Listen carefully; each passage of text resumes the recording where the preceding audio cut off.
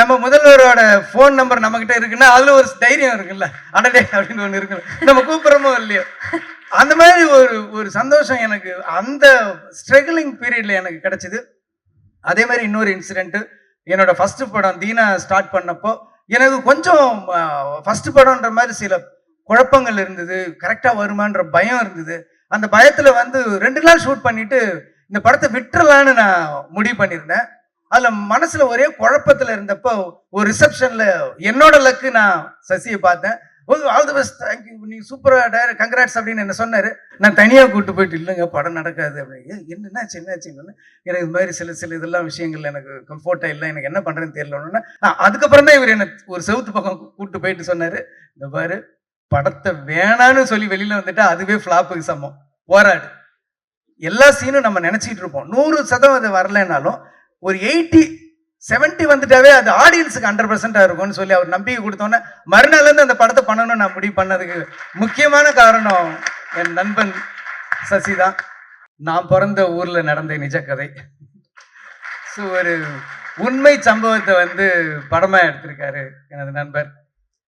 வந்து விஜய் ஆண்டனி சாருக்கு வந்து வாழ்த்துக்களும் நன்றியும் சொல்லணும் சார். இந்த மாதிரி ஒரு கதையை, ரொம்ப கஷ்டமான கதை, எப்படி இருந்தாலும் இது வந்து ஒரு ஸ்க்ரீன் பிளே பண்ணி எப்படி ஜனங்க பார்க்குற அளவுக்கு பண்ணாரு, எனக்கே ஆச்சரியமா இருந்தது. அதுவும் படம் கிளைமேக்ஸ் போகும்போதெல்லாம் எங்கேயாவது ஏதாவது பண்ணிடுவாருன்னு கோபமா வேற இருந்தது. நல்ல வேலை, ரொம்ப பிரமாதமா பண்ணிட்டாரு. அந்த பதட்டம் ஒன்று இருந்துட்டு இருந்துச்சு அந்த கிளைமேக்ஸ் போகும்போது.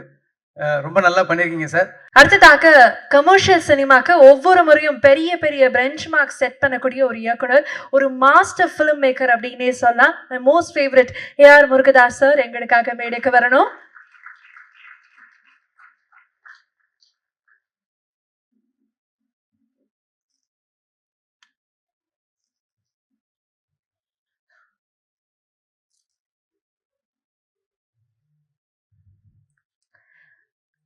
Murugadoss sir, thank you very much for joining. Truly எங்களுடைய பெரிய பெரிய பாக்கியம் இது. மீண்டும் உங்களுக்கு ஒரு பெரிய நன்றி.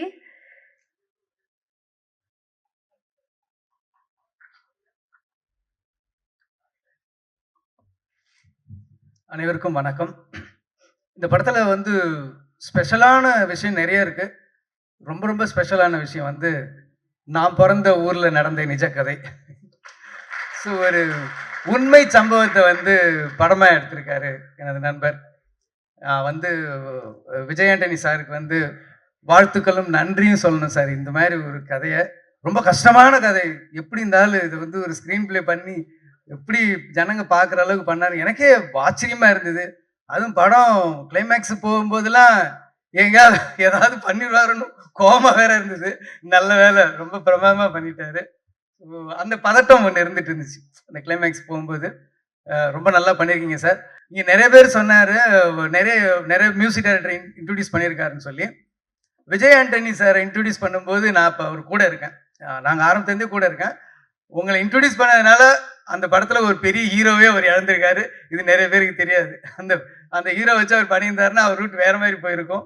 இப்போவும் இல்லை, இப்பவும் சூப்பர் தான். பட் சொல்கிறேன், ஒரு மியூசிக் டைரக்டரை இன்ட்ரடியூஸ் பண்ணணும், ஒரு டெக்னீஷியன் இன்ட்ரடியூஸ் பண்ணணும்னு நினச்சா அதுக்கு எதிராக யார் இருந்தாலும் அனுமதிக்க மாட்டார், அது ஹீரோவாக இருந்தாலும் சரி. அந்த மாதிரி ஆள் சசி சார். ஸோ இந்த படத்தில் நிறைய பேர் நல்லா பண்ணியிருந்தாங்க. அதில் வந்து அந்த சன்னா நடித்த கேரக்டர், அவங்களுக்கு பேரா பண்ண 2 பேர் எல்லாமே ரொம்ப நல்லா பண்ணியிருந்தீங்க. முக்கியமாக சுவாசிகா மேம் வந்து அவுட்ஸ்டாண்டிங். எனக்கு வந்து பால்மகேந்திரா சார் ஃபில்மில் ஷோபா மேம் பார்க்குற மாதிரி தெரிஞ்சுது.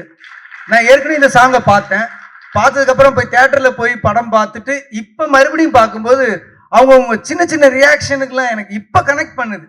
அடடே, எவ்வளோ பர்ஃபார்மன்ஸ் பண்ணியிருக்காங்க. ஒரு என்ன சொல்கிறது, ஒரு அவமானத்தை, ஒரு பெயினை, அதில் வெரைட்டி ஆஃப் பெயின்ஸை வந்து அவ்வளோ அழகாக காட்டியிருக்காங்க.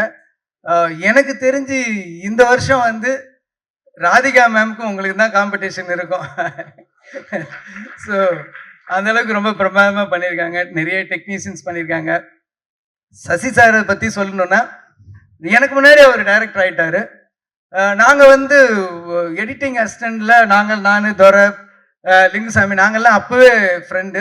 எனக்கு முன்னாடி ஒரு டைரக்டர் ஆகிட்டார், எனக்கு சீனியரு. ஸோ ஒரு நாள் நான் இவர்கிட்ட ஏவிஎம்ல சொன்னேன், சசி நான் வந்து புதுசாக படம் ட்ரை பண்ணலான்னு இருக்கேன் அப்படின்னேன். அப்போ நான் அசிஸ்டன்ட் டைரக்டர்.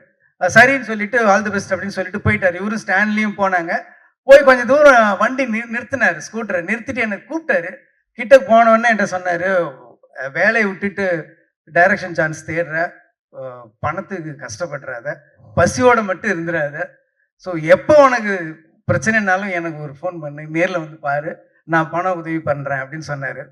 ஸோ எனக்கு வந்து அந்த டைமில் ஒரு சந்தோஷம் இருக்கும் தெரியுமா? நமக்கு வந்து நம்ம ஹெல்ப் பண்ணுறோமோ இல்லையோ, ஹெல்ப் கேட்குற மாதிரி ஒரு சுச்சுவேஷன் வருதோ இல்லையோ, ஆனால் ஒருத்தர் நமக்கு பட்னியாக விட்டுற மாட்டாரு, பசியோட விட்டுற மாட்டாருன்னு ஒரு ஆள் இருக்காருன்னு போது ஒரு தைரியம் வரும் பார்த்தீங்களா?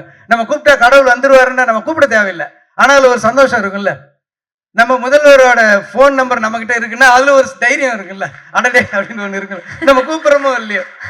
அந்த மாதிரி ஒரு சந்தோஷம் எனக்கு அந்த ஸ்ட்ரகிளிங் பீரியட்ல எனக்கு கிடைச்சது. அதே மாதிரி இன்னொரு இன்சிடென்ட், என்னோட ஃபர்ஸ்ட் படம் தீனா ஸ்டார்ட் பண்ணப்போ எனக்கு கொஞ்சம் ஃபர்ஸ்ட் படம்ன்ற மாதிரி சில குழப்பங்கள் இருந்தது, கரெக்டா வருமான்ற பயம் இருந்தது. அந்த பயத்துல வந்து 2 நாள் ஷூட் பண்ணிட்டு இந்த படத்தை விட்டுறலான்னு நான் முடிவு பண்ணியிருந்தேன். அதுல மனசுல ஒரே குழப்பத்துல இருந்தப்போ ஒரு ரிசப்ஷன்ல என்னோட லக்கு நான் சசியை பார்த்தேன். ஆல் தி பெஸ்ட், தேங்க்யூ, நீங்க சூப்பரா டைரக்ட், கங்க்ராட்ஸ் அப்படின்னு என்ன சொன்னாரு. நான் தனியா கூப்பிட்டு போயிட்டு இல்லைங்க படம் நடக்காது அப்படின்னு. என்னாச்சுன்னு எனக்கு இது மாதிரி சில இதெல்லாம் விஷயங்கள் எனக்கு கம்ஃபர்ட்டா இல்லை, எனக்கு என்ன பண்றேன்னு தெரியல. அதுக்கப்புறம் தான் இவர் என்ன ஒரு செவுத்து பக்கம் கூப்பிட்டு போயிட்டு சொன்னாரு, இந்த பாரு படத்தை வேணான்னு சொல்லி வெளியில வந்துட்டா அதுவே ஃபிளாப்புக்கு சமம், போராடு. எல்லா சீனும் நம்ம நினைச்சிட்டு இருப்போம் 100% வரலனாலும் ஒரு 80-70 வந்துட்டாவே அது ஆடியன்ஸுக்கு 100% இருக்கும்னு சொல்லி அவர் நம்பிக்கை கொடுத்தோன்னே மறுநாள்ல இருந்து அந்த படத்தை பண்ணணும்னு நான் முடிவு பண்ணதுக்கு முக்கியமான காரணம் என் நண்பன் சசி தான். இந்த படத்தை ரொம்ப நல்லா பண்ணியிருக்காரு. பிரமாதமா வந்து நிறைய விஷயங்கள் இருக்கு. நான் வந்து இதை பாராட்டணும்னா இதோட கதையை சொல்லிடுவேன். நான் கூட நினைச்சேன் சரண் சார் வந்து கதையதையே சொல்லிடுவாரோ அப்படின்னு சொல்லி நினைச்சிட்டு இருந்தேன். அதனால இதை வந்து படத்தை பார்த்துட்ட பிறகு நம்ம பேசினா இன்னும் நிறைய இருக்கும். நிறைய புரட்சியான விஷயங்கள் இருக்கு. இந்த சமூக நீதி பேசிட்டு இருக்க நிறைய அழகான கருத்துக்கள் சொல்ற ரஞ்சித் சாரு, வெற்றிமாறன் சாருங்கள் படங்கள்லாம் கூட என்னன்னா நம்ம நிறைய ஜாதியில் சம்பந்தப்பட்டு இருக்கு, மதங்கள், ரிலீஜியஸ் நிறைய சம்பந்தப்பட்ட ஏற்றத்தாழ்வுகளை நம்ம சொன்னாலுமே கூட, ஆனா நம்ம வீட்டிலேயே வந்து ஆண் பெண்ணுக்குள்ளே ஒரு வித்தியாசம் இருக்கும் அப்படின்னு சொல்லி நம்ம கண் கூட பார்க்கலாம். நாங்களாம் வந்து நான் சின்ன வயசுல இருக்கும்போது காலையில எனக்கு வடிச்ச புது சாப்பாடு கொடுப்பாங்க. ஆனா எங்க அக்காங்கெல்லாம் வந்து முத நாள் வச்ச சாப்பாடு தான் சாப்பிடுவாங்க. மதியானம் வந்து காலையில மிச்சமானதை சாப்பிடுவாங்க, நைட்டு வந்து மதியானம் மிச்சமானதை சாப்பிடுவாங்க, மறுநாள் காலைல முத நாள் நைட்டு. ஸோ மிச்சமானது மட்டுமே சாப்பிடுவாங்க. ஆனா ஒரே கூட பிறந்தவங்க தான். ஆனா ஆண் பெண் வித்தியாசத்தை வந்து சாதாரணமா ஏத்துக்கிட்டு இருந்தாங்க. ஒரு பெரிய புரட்சியான ஒரு விஷயம் வந்து ஆண்களை எவ்வளவு சீக்கிரமா அடையுது, அது பெண்கள் எவ்வளவு போராடி கஷ்டப்பட்டு வர வேண்டியது இருக்கு அப்படின்னு சொல்லி ரொம்ப பிரமாதமா பண்ணியிருந்தாரு. அதுல ஒரு எக்ஸ்பிளனேஷன் பண்ணுவாங்க அவங்க வந்து, எனக்கு வந்து சின்ன வயசுல இருந்து மருதாணி ரொம்ப வச்சுக்கிறதுக்கு பிடிக்கும், பூ வச்சுக்கிறது பிடிக்கும், பொட்டு வச்சுக்கிறது பிடிக்கும், எனக்குன்னு ஒரு துணை வேணும் அப்படின்னு அவங்க எக்ஸ்பிளைன் பண்ணிட்டு இருக்கும்போது அவருக்கு எதிரில் இருக்கிற கேரக்டர் ஒரு சிரிப்பாரு. சிரிச்ச உடனே தான் அந்த ட்ரெய்லர்ல பார்த்த அந்த ஷார்ட் வரும், என்னங்க திடீர்னு என்னை பார்க்கறதுக்கு கேவலமா தெரியுறீங்களா அப்படின்னோடனே, இல்ல என்னெல்லாம் யாராவது கேட்டா ஒரு ஆம்பளை வந்து நீ மறுமணம் பண்ணிக்க போறியா அப்படின்னு கேட்டா ஆமான்னு ஒரே வார்த்தை சொல்லிடுவோம். ஆனா நீங்க அதுக்கு எவ்வளவு பேச வேண்டியது இருக்கு பாருங்க அப்படின்ற ஒரு அற்புதமான விஷயம் சொல்லும்போது ஒரு நிமிஷம் அப்படியே தூக்கி வாரி பட்டுருச்சு. ஸோ அந்த மாதிரி சின்ன சின்ன சின்ன சின்ன விஷயங்கள்லாம் ரொம்ப ரொம்ப அழகா சொல்லியிருக்காரு. எப்பயுமே சசி சாரோட படத்துக்கும் சரி அவரோட டைலாக்ஸுக்கும் சரி நான் மிகப்பெரிய ஃபேன். ஸோ இந்த படமும் கண்டிப்பா போய் பாருங்க. எனக்கு மனசுக்கு ரொம்ப நெருக்கமான படம், உங்களுக்கும் பிடிக்கும் நான் நம்புறேன். நன்றி, வணக்கம். முருகதாஸ் சார் ரொம்ப ரொம்ப நன்றி. அண்ட் எனக்கு தெரியும் அது உங்களுடைய மனசுல இருந்து நிறைய வந்திருக்கு அப்படின்னு. படம் நாங்க நிச்சயமாக பார்க்க போறோம். ஐ திங்க் நீங்க சொல்லக்கூடிய ஒவ்வொரு விஷயமும் எங்களுக்கு கனெக்ட் ஆகும் நான் நம்புறேன். மீண்டும் உங்களுடைய டைமுக்கும் உங்களுடைய வார்த்தைகளுக்கும் ஒரு பெரிய நன்றி. Thank you so much for being here.